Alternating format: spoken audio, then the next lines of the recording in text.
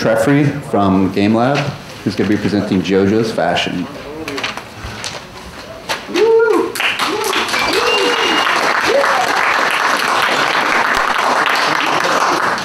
Okay.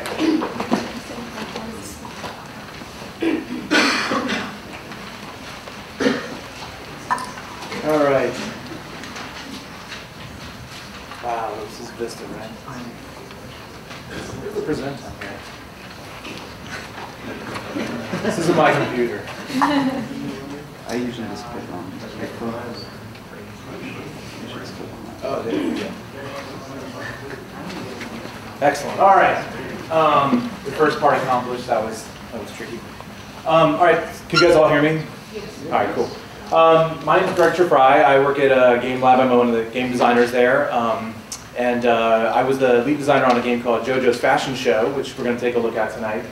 And I want to walk you guys, or just kind of take you guys through sort of the history of that game. It just came out last December, and sort of like talk about like how the game got started, and then sort of how it like changed radically, like about a third of the way through, from sort of being what we thought it was going to be to something entirely different. And I think it all wound up for the better. So, have people played Jojo's Fashion Show? You know? All right, there's 1, 2, 3, awesome. Come on, you guys. Some people here make casual games. You should all support each other. Anyway, so this game was we did this game with our co-published it with IGDANY out in San Francisco. And sort of when we sat down to make the game originally, we thought like, oh, you know, what would be a good subject matter for a casual game? What hasn't been done yet? Fashion. And at that point, it hadn't been done, and now you can't like randomly click on any of the portals without downloading a fashion game. We guess we started developing it about the right time and released it just about the right time too. And when we started out, IGDANY was like, you know, you guys made Diner Dash at Game Lab. That was a pretty hot game. Wouldn't it be cool if you guys could make like something that was along those lines? So our mandate in the beginning was make a game about fashion and make a game that uses sort of the Diner Dash time management spinning plates mechanic. And you know, it was going to, you know, so pretty clear what we were going to do then, and so we kind of set about doing that. And obviously created a store. That's Jojo there, and these are all her customers. And you know, people come in and they ask for certain types of clothes, and you would have to go get them off the rack and bring them to her. And that kind of evolved over time. Like this is these girls were a little creepy looking there. So you know, we were like, oh, let's like make it a little bit cuter, and so we did that, and then we decapitated a bunch of them and stuck them down there to remind us not to make them anymore. But you know, so then it was this game about like you click on the models and say, or the customers would come in and they're like, oh, I want this. And they request a certain type of striped boots or striped pants or vertically striped tights. And you would go and you know, click on there, and they would go to the rack, and then they would bring it back to them. Very Diner Dash, like, you know, typical running around, rush, dash, any of those games, which I'm sure you've all played. And you know, so that was, you know, and it was pretty fun. Like it was, you know, because that mechanic is actually really fun, you know, as we all know. And we kind of, you know, as we were making this, we just kept thinking about like, how are we going to make this, start making this a little bit sexier, a little less cute. So we made her taller. We set up this prison lineup. We looked at all the different heights of the characters. This was the original one way on the right. She was this tiny little midget. And you know, she gradually got taller and a little more human proportion.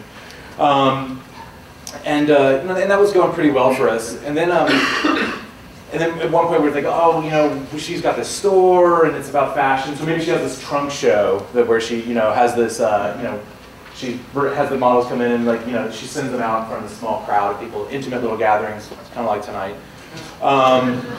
And you know, and they were going to make, and the people in the audience were going to kind of say what they wanted to see. We want to see polka dotted boots, and then they would fill up with anger or red or love.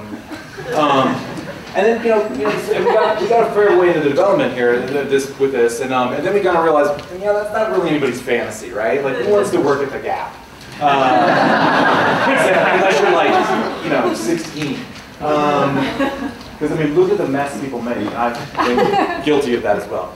But this is like a fantasy, right? So like we kind of took a step back and we're like, we're not delivering on this like the promise of a game about fashion, that it should be like kind of glamorous and it should be about you know, about the runway, right? And you know, where we just had this like tiny little trunk show. We're like, oh, you know, the whole thing should be. I don't know, why isn't it all on the runway? And so, you know, we're like, okay, well, we want this should be a glamorous game. It should be a cool, you know, really like hot-looking game. So we went and, you know, threw out all the old models and made them even more terrifying and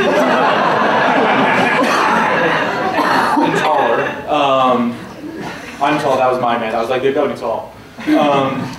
And we gave them gigantic hats. And this was good, and it was kind of in the right direction, right? This was getting a little bit more glamorous, a little bit sexier. And we, you know, for the inspiration, we looked at a lot of fashion illustration and that sort of thing, and it kind of paid off.